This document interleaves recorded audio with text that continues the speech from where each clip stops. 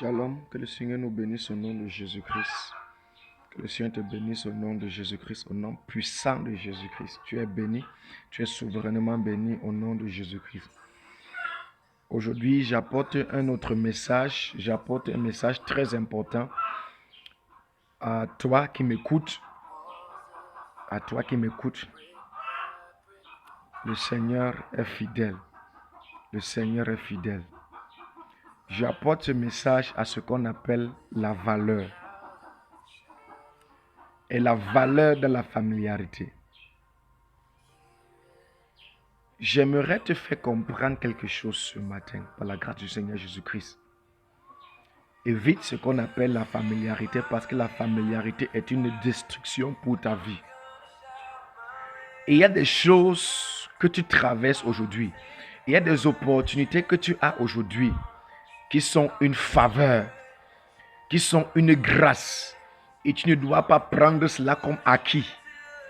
Parce que tu ne peux pas arriver chez le roi avec une délégation et pendant que tu veux enlever tes chaussures, le roi dit, n'enlève pas tes chaussures, entre.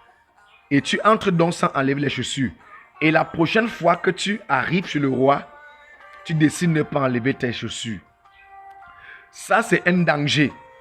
Il ne faut pas que la première faveur qui t'a été donnée, tu le prends comme un truc acquis, comme quelque chose que tu feras comme une habitude. Non, fais attention. Parce que si tu répètes cela une seconde fois, tu seras un danger pour la royauté de ton roi. Raison pour laquelle quand tu entres dans la présence du roi, qu'est-ce que tu fais? Tu enlèves tes chaussures. Bien que la première fois que tu es entré, il t'a demandé, enlève tes chaussures. Ne prends pas la familiarité comme une habitude. Ne prends pas les opportunités comme une habitude. Parce que si tu les prends comme une habitude, tu perdras encore d'autres portes qui pourront s'ouvrir devant toi. Tu perdras encore d'autres opportunités qui pourront s'ouvrir devant toi. Alors je veux te faire comprendre quelque chose. Il y a beaucoup d'enfants. Il y a beaucoup de fils, beaucoup de filles qui sont incapables de rentrer dans leur maison ou d'honorer leurs parents à cause de la familiarité. Leurs parents ne leur ont pas fait confiance. Le père n'a pas fait confiance à son fils et n'a pas sponsorisé son fils. Et quelqu'un d'autre, un monsieur de nulle part, a eu confiance en ce garçon et l'a sponsorisé. Et aujourd'hui, il a atteint, il a réussi. Et il commence à honorer plutôt cet homme-là qui l'a soutenu et qui a cru en lui. Beaucoup d'enfants méprisent leurs parents parce que leurs parents n'ont pas cru en lui, n'ont pas cru en leur enfant et aujourd'hui sont devenus grands. Alors j'interpelle les parents aujourd'hui à avoir confiance en leurs enfants. Évitez la familiarité avec vos enfants parce que leur bonheur, leur succès, leur progrès dépend du soutien que tu leur accordes. Si ton enfant dit maman ou papa, je veux faire telle chose, je veux faire ceci là, ce que je te conseille de faire, c'est de leur apporter tout ton soutien financier, moral, matériel que tu peux pour qu'ils réussissent. Parce que si demain ils réussissent, c'est ta gloire, c'est ton bonheur, c'est ta joie. Alors, évitez que la familiarité n'intervienne et vous empêche de faire tout ce qui est juste.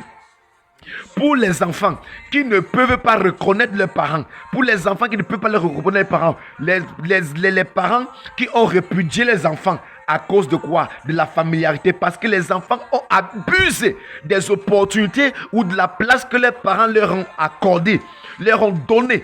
Ils ont abusé de ça. N'abuse pas à cause de la familiarité. N'abuse pas des privilèges. N'abuse pas des avantages qu'on te donne au nom de la familiarité. Tu dois respecter ta place. Tu dois respecter ta position.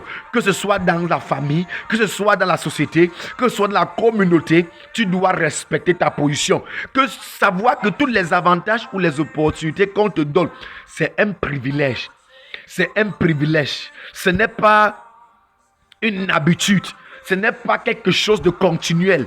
Raison pour laquelle tu vas sécuriser la confiance par ta position, la prise de conscience de ta position que tu as auprès de ton leader, auprès de ton père, auprès de ton supérieur, auprès de ton boss. C'est par là que tu pourras sécuriser ta position. C'est par là que tu pourras avoir davantage auprès de lui. Alors je vais inviter quelqu'un à ne pas prendre la familiarité comme un objet acquis, à ne pas prendre la familiarité comme une habitude. Savoir que l'opportunité, le fait qu'on t'a donné cette opportunité, le fait qu'on t'a donné cet honneur, c'est une opportunité. Parce qu'il y a beaucoup de personnes aujourd'hui qui ont atteint une certaine dimension, pas parce que tu es très bon, pas parce que tu es tellement spécial, pas parce que tu es précieux ou sage. Ce n'est que la faveur qui t'a localisé. Et si tu as reçu cette faveur, je t'interpelle, ne méprise pas cela. Respecte ta position et honore-la. Honore ceux qui t'ont honoré. Honore ceux qui t'ont favorisé. Parce que si tu ne les honores pas, ils t'arracheront ce droit. Ils t'arracheront ce petit privilège que tu as. Il faut savoir que le grand privilège à venir se cache dans l'honneur que tu as et dans la prise de conscience de ce que tu as reçu. Que ce n'est qu'un privilège que tu as reçu. Alors, j'interpelle les parents à honorer les enfants. J'interpelle les enfants à honorer les parents, à ne pas laisser que la familiarité intervienne, à ne pas laisser que les émotions, le droit du père, le droit de la maternité ou de la paternité te fait ou te pousse à négliger ou à mépriser ce que ton fils ou ton enfant est en train de faire, à mépriser la vision ou les objectifs de ton enfant ou de ton fils. Parce que la destinée tout entière en dépend. Apporte ton soutien. Apporte ton soutien. Prie pour tes enfants. Prie pour ceux qui t'honorent. Prie pour ceux qui te donnent des privilèges. Prie pour ceux qui t'accordent un endroit spécial que tu ne mérites pas. Il faut savoir que toute position que tu as, tu ne les méritais pas. C'est une faveur et c'est une opportunité. Je prie que le Seigneur t'accorde cette grâce-là au nom de Jésus. Je prie que le Seigneur t'accorde cette grâce-là au nom de Jésus. Ce message est pour toi. Écoute-la et pratique-la. Tu seras béni, béni, béni. Shalom à tout le monde. Que le Seigneur vous bénisse.